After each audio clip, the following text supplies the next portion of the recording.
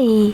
In front of me is Samsung Galaxy S8 and today I would like to show you how you can change default apps on this Samsung. Firstly, go into settings and scroll down.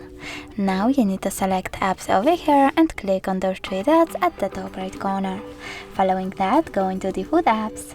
And over here, if you wish to, for example, change your browser app, you need to go into Play Store.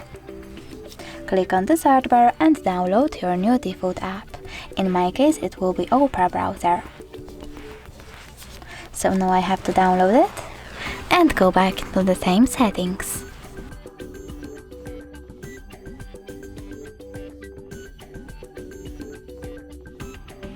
Now I can click on browser app and select Opera by tapping on it.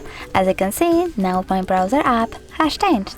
If you wish to select one of the other ones and change them, you need to firstly download the replacement and set it up by simple click.